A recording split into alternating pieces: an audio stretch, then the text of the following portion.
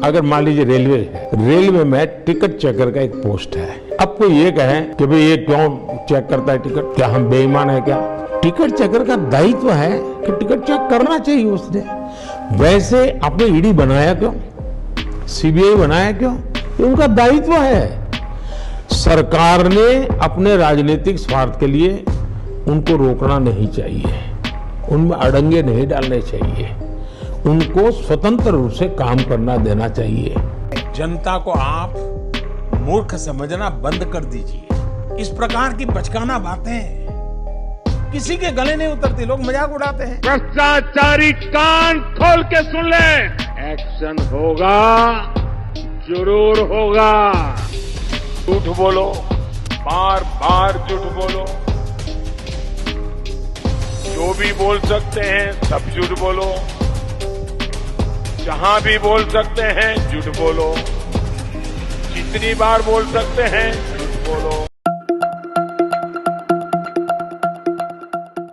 नमस्कार।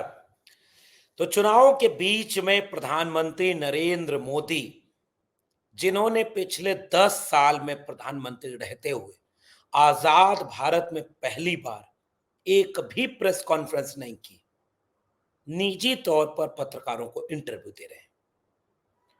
इंटरव्यू एकाध कोई अपवाद हो, इंटरव्यू की शक्ल में ही हो, लेकिन प्रेस कॉन्फ्रेंस जिसमें सवाल जवाब, प्रधानमंत्री जी से कोई पत्रकार सवाल पूछ ले, प्रधानमंत्री जी उसका जवाब दें, ऐसी गुस्ताखी न तो किसी पत्रकार ने की और न प्रधानमंत्री नरेंद्र मोदी ने इसका मौका दिया।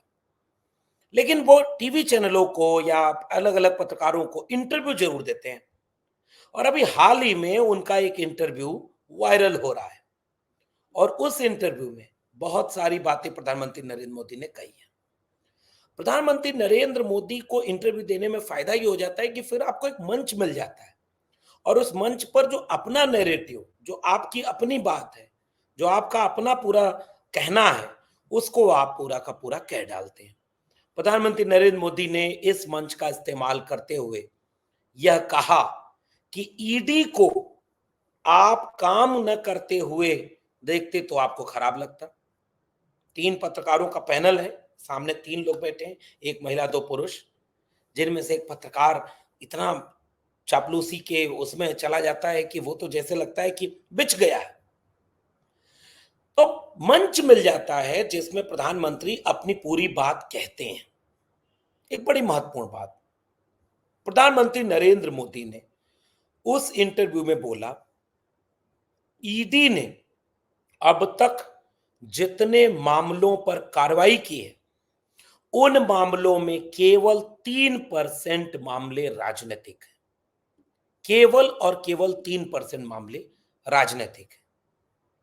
और इन्होंने कहा कि 2014 के बाद से ईडी ने कुल 7,000 छापे मारे। प्रधानमंत्री नरेंद्र मोदी जी कह रहे हैं कि ईडी ने कुल 7,000 छापे मारे, 5,000 केस दर्ज किए।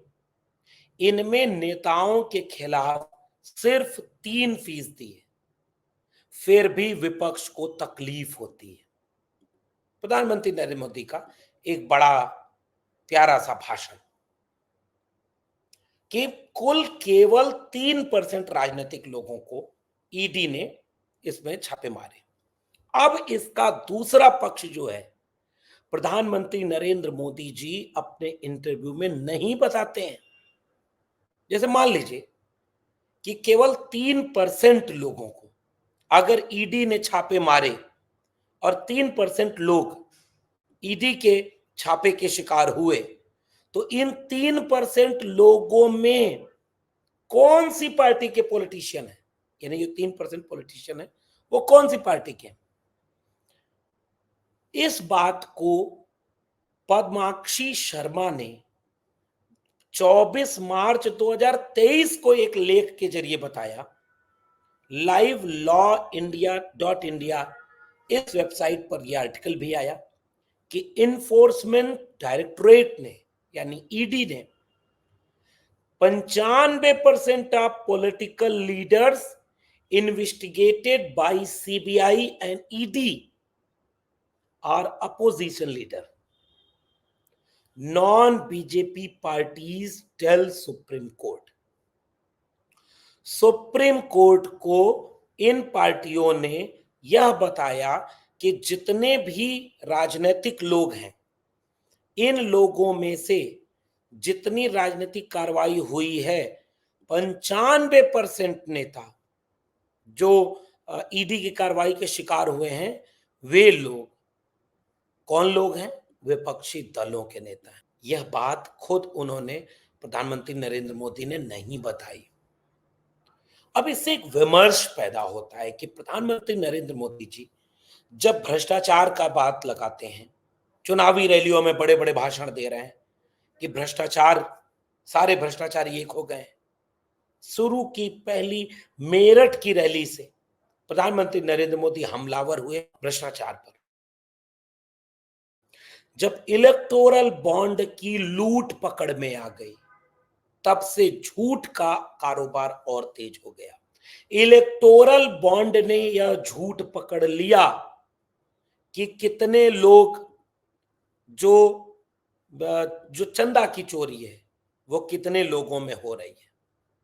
अब एक चीज और समझने वाली है, पहले आते हैं ईडी इलेक्टोरल बॉन्ड पर आते हैं, लेकिन अब यहां एक सवाल जो सबसे महत्वपूर्ण सवाल है।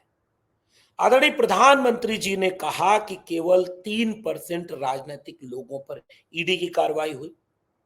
विपक्ष के नेताओं ने कहा कि इन 3% लोगों में 95% से ज्यादा नेता केवल और केवल विपक्षी दलों के क्यों हैं, बीजेपी के नेताओं पर कोई कार्रवाई क्यों नहीं हुई।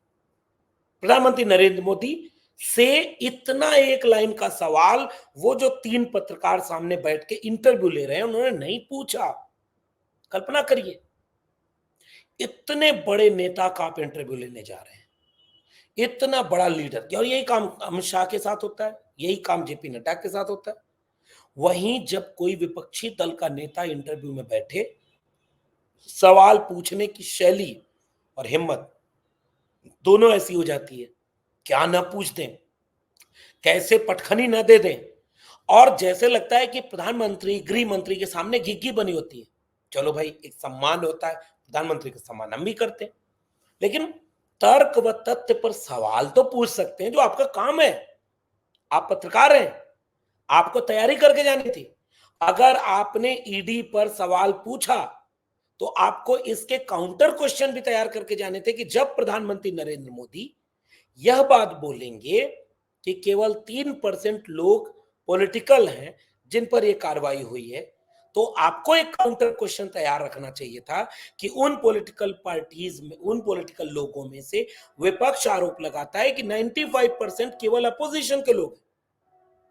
आपने एक सवाल नहीं पूछा। अब चूंकि पहले एक खबर आ गई थी, पहले लोग ये बता चुके थे कि प्रधानमंत्री नरेंद्र मोदी का इंटरव्यू स्क्रिप्टेड होता है, सवाल भी लिख के दे जाते हैं, यही पूछना है, इतना पूछना है, इस शैली में पूछना है। पता नहीं ये अब सही या गलत, देश के प्रधानमंत्री हैं, उनके बारे में अब क्या कहा जाए।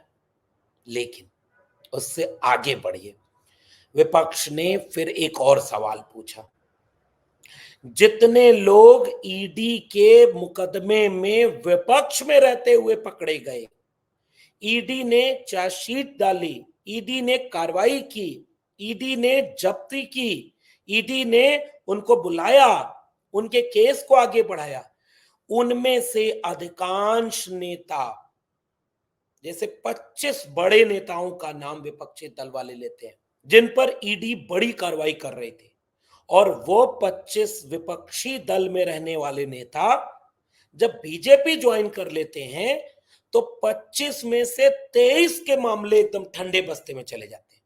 और यही बात गृह मंत्री अमित शाह से पूछी गई। गृह मंत्री अमित शाह ने इसका जवाब दिया, भाई ईडी को हम थोड़ी बताएंगे, ईडी स्वायत्त संस्था है, आप क्या चाहते हैं ईडी को हम चलाएं? अरे साहब, आप चलाते हैं। जैसे हेमंता बिस्व शर्मा 2015 तक ईडी के गिरफ्त में, उनके आरोप, उनके ऊपर सवाल, उनके ऊपर जांच, और जब से बीजेपी में गए, असम के मुख्यमंत्री हैं, नॉर्थ ईस्ट के पूरे आपके झंडा बरदार हुए पड़े हैं, कोई मामला आप एक कदम आगे नहीं बढ़ा। ये संयोग है या प्रयोग है? आदरणीय प्रधानमंत्री जी और आदरणीय गृह मंत्री जी, देश जानना चाहता है। देश जानना चाहता है आदरणीय प्रधानमंत्री जी, जिस अजीत पवार के लिए आपने कहा था जेल में जाएंगे, चक्की पीसिंग, चक्की पीसिंग, चक्की पीसिंग, बीजेपी जाएंगे, मलाई खाएंगे, मलाई खाएंगे। देश की जनता को आप मूर्ख समझना बंद कर दीजिए, ये खुद प्रधानमंत्री नरेंद्र मोदी जी कहते हैं। इसलिए इस बात को कौन जवाब देगा? नारायण राणे, शुभेंदु अधिकारी, मुकुल रॉय, अजीत पवार, उसके बाद बड़े बड़े नेता, जितने लोग ईडी, सीबीआई, सबका आरोप जिनके ऊपर लगा, और बीजेपी में जाते ही सबके मामले बंद हो गए। क्या भारत के नागरिक ये नहीं कहेंगे कि ईडी मैनिपुलेटेड है? और बीजेपी ज्वाइन करो, चाहे वो ममता बनर्जी हो, चाहे कांग्रेस पार्टी हो, चाहे समाजवादी पार्टी हो, जितनी भी विपक्षी दल के लोग हैं, जब तक वो यहां हैं तब तक वो अपराधी हैं, भ्रष्टाचारी हैं, परिवारवादी हैं। और जैसे ही बीजेपी में चले जाए तो वॉशिंग मशीन में से धुल के निकल आते हैं। सारे पाप माफ, अब ईडी आपके घर नहीं जाएगी। छोटे से छोटा चुनाव हो तो चुनाव के बीच में ईडी छापा मारती है। छत्तीसगढ़ का चुनाव याद है? मुख्यमंत्री भूपेश बघेल और उनके कई नेताओं के ऊपर धुआंधार घंटों ईडी की जांच, चुनाव खत्म, तब से ईडी गई नहीं वहां। अगला चुनाव जहां होगा ईडी वहां जाएगी। क्या ये संयोग है या प्रयोग है? गृह मंत्री जी, आदरणीय प्रधानमंत्री जी, आपने पत्रकारों को यह जवाब क्यों नहीं दिया कि जैसे ही कोई नेता ईडी का शिकार हुआ नेता, घोटालेबाज नेता, भ्रष्टाचारी नेता, सो कॉल्ड, क्योंकि आप ही यही कहते हैं बार बार, और जैसे ही बीजेपी ज्वाइन कर लेता है उस पर सारी कार्रवाई बंद हो जाती है और गृह मंत्री जी कहते हैं कि हम नहीं ईडी को बोलते। इसका मतलब ईडी में आपने वैसे अधिकारी ऑलरेडी नियुक्त कर दिए क्या जिनको पता है कि बीजेपी के बोलने की भी जरूरत नहीं है। जहां चुनाव वहां पहले ईडी, चुनाव खत्म ईडी वापस, जहां विपक्षी दल का नेता कुछ कर रहा हो ईडी, वो बीजेपी ज्वाइन कर ले ईडी वापस। या तो आपने पहले सिस्टम बना दिया, एक बार में ही ऐसा अधिकारी वहां बैठा दो कि उसको रोज रोज इंस्ट्रक्शन देना न पड़ जाए, समझ में उसे आ जाए कि बीजेपी जो जैसा चाहती, जिसमें फायदा हो वो काम ईडी करती रहे। आदरणीय प्रधानमंत्री जी, इसका जवाब आपने क्यों नहीं दिया? अब एक दूसरा सवाल, इलेक्टोरल बॉन्ड पर वापस लौटते हैं, जो अभी थोड़ी देर पहले मैं आपको इशारा कर रहा था। इलेक्टोरल बॉन्ड की चोरी, देश की अब तक की सबसे बड़ी चोरी, इस पे भी जब सवाल पूछा गया तो प्रधानमंत्री नरेंद्र मोदी इतना बचपना वाला जवाब दे गए कि जब इलेक्टोरल बॉन्ड नहीं था तो चोरी पकड़ में नहीं आती थी। अब देखो इलेक्टोरल बॉन्ड आ गया तो हमने चोरी पकड़ ली। चोरी पर नहीं बात हो रही, बात यह है कि आपने चोरी छिपाने के लिए किया था और आपके कहने से यह पकड़ में भी नहीं आई। सुप्रीम कोर्ट ने जब कहा कि इलेक्टोरल बॉन्ड इलीगल है, तुरंत बंद करो, तब जब आपके वकील तो वहां खड़े होकर इलेक्टोरल बॉन्ड के पैरवी कर रहे थे कि नहीं इस पर कोई, ये सब कुछ बहुत अच्छा है। और प्रधानमंत्री नरेंद्र मोदी खुलेआम ये बात इंटरव्यू में बोल रहे हैं, और इंटरव्यू लेने वाला एक सवाल की तैयारी नहीं करता है। क्या सोच के इंटरव्यू लेते हैं वो प्रधानमंत्री का? देश के प्रधानमंत्री का इंटरव्यू है, पूरी तैयारी के साथ जाना चाहिए। अब जैसे क्या इन नेताओं को यह नहीं पूछा जाना चाहिए कि ईडी वाला मामला, अगर आप कह रहे हैं पॉलिटिकल नहीं है, ईडी अपना काम चुपचाप करती है, तो एक रिपोर्ट छपी है दैनिक भास्कर में एक महीने पहले, 30 कंपनियों ने छापेमारी के बाद मोटा चुनावी चंदा दिया, जिसका प्रॉफिट 2 करोड़ भी नहीं, उसने 183 करोड़ रुपए के इलेक्टोरल बॉन्ड खरीदे। कौन कह रहा है प्रधानमंत्री जी? 183 करोड़ का इलेक्टोरल बॉन्ड वह कंपनी खरीद रही है जिसका अपना इतना आमदनी भी नहीं है। और सुनिए प्रधानमंत्री जी, दैनिक भास्कर क्या कह रहा है? बीजेपी को इलेक्टोरल बॉन्ड से कुल 6060 करोड़ रुपए मिले। ठीक है, ये मिले, ये आंकड़े बता रहे हैं। अब जरा कंपनियों का और कार्रवाई का रिश्ता देखिए। आदरणीय प्रधानमंत्री नरेंद्र मोदी जी, कंपनी का नाम है फ्यूचर गेमिंग। कार्रवाई कब हुई? 2 अप्रैल 2022 को छापा पड़ा ईडी का। 7 अप्रैल 2022 को चुनावी बॉन्ड खरीद लिया। नेक्स्ट आदरणीय प्रधानमंत्री जी, अरबिंदो फार्मा, 10 नवंबर 2022 को एमडी अरेस्ट हुए ईडी कार्रवाई में। 15 नवंबर 2022 को बॉन्ड खरीद लिया। शिरडी साई इलेक्ट्रिकल लिमिटेड, 20 दिसंबर 23 को छापा, 11 जनवरी 2024 को बॉन्ड। टोरेंट पावर मार्च 2024 को प्रोजेक्ट मिला, 10 जनवरी 2024 को बॉन्ड। डॉक्टर रेड्डीज 13 नवंबर 2023 को छापा, 17 नवंबर 2023 को बॉन्ड। कल्पतरु प्रोजेक्ट्स 4 अगस्त 2023 को छापा, 10 अक्टूबर 2023 को बॉन्ड। माइक्रो लैब्स 14 जुलाई 2022 को छापा, 10 अक्टूबर 2022 को बॉन्ड। हीरो मोटो कॉर्प्स 23 मार्च 2022 को छापा, 7 अक्टूबर 2022 को बॉन्ड। एप्को इंफ्रा 24 जनवरी को टेंडर, 10 जनवरी को बॉन्ड। यशोदा हॉस्पिटल 26 दिसंबर 2020 को छापा और अब 21 अक्टूबर 2023 को बॉन्ड। एक तरफ छापा, दूसरी तरफ इलेक्टोरल बॉन्ड, एक तरफ से कार्रवाई, दूसरी तरफ से चंदा उगाही। क्या इस देश के पत्रकार इतनी सी तैयारी करके प्रधानमंत्री नरेंद्र मोदी का इंटरव्यू नहीं ले सकते थे? क्या वो इलेक्टोरल बॉन्ड पर ये नहीं पूछ सकते थे कि हुजूर चोरी पकड़ाई तो आपकी पकड़ा गई, आपने इतनी चोरी क्यों की? जिन कंपनियों की लागत 10 रुपया नहीं वो 100 रुपए इलेक्टोरल बॉन्ड कैसे दे रहे हैं? काला धन कहां है? और ईडी और सीबीआई के साफ रिश्ते दिख रहे हैं कि एक तरफ जैसे कार्रवाई वैसे चंदा, या तो कार्रवाई के पहले चंदा या कार्रवाई के बाद चंदा। और आप कह रहे हैं कि केवल 3% लोगों राजनीतिक लोग हैं जिन पर राजनीतिक मुकदमे हुए। तो वो जो 97% लोग जो कंपनी वाले हैं, उन कंपनियों के साथ आपने क्या सलूक किया? पॉलिटिकल पार्टी में जितने लोग बीजेपी के अपोजिशन में हैं, 95% उन पर ईडी के मुकदमे हो रहे हैं। इसका जवाब आपने क्यों नहीं दिया? और जितने लोग ईडी के मुकदमा झेल रहे थे और बीजेपी ज्वाइन कर लिए, तब से मामला या तो खत्म या ठंडा पड़ गया है, इसका जवाब क्यों नहीं दिया आपने? तो 3% पॉलिटिकल बात हो गई।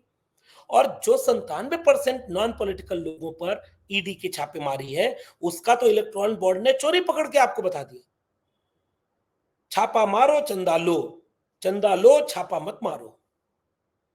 प्रधानमंत्री नरेंद्र मोदी जी, देश आपसे इन चीजों का हिसाब मांगता है। आदरणीय गृह मंत्री जी, देश आपसे इन चीजों का हिसाब मांगता है। अगर बीजेपी के इशारे पर यह काम नहीं हो रहा है तो यह कैसा संयोग है? आप जांच करिए, आपकी एजेंसियां कैसे काम कर रही हैं। आपकी एजेंसियां केवल विपक्ष को फंसा रही हैं। आपकी एजेंसियां आपके पार्टी के लोगों तक जा ही नहीं रही, डर रही हैं क्या? जरा होम मिनिस्टर साहब और प्राइम मिनिस्टर साहब, आप जरा ये पड़ताल करिए, मजबूत अधिकारी रखिए। जैसे एक इंटरव्यू में आपने बोला था कि मजबूत मीडिया चाहिए, डरपोक मीडिया नहीं चाहिए। ये डरपोक अधिकारी बैठा दिया है क्या आपने, जो बीजेपी के लोगों को छप्पा नहीं मार रहे हैं? और अगर आपके निर्देश पर मार रहे हैं तब तो फिर तो कोई बात नहीं, फिर तो बधाई हो आपको, आपने नया भारत बना दिया है।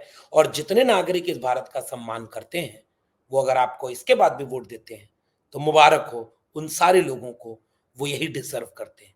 और अगर ऐसा नहीं करते तो वोट डालते समय जनता आपसे सवाल करेगी और अपने सवालों पर वोट डालेगी। और अगर ऐसा होता है तो लोकतंत्र मजबूत होगा, संविधान मजबूत होगा।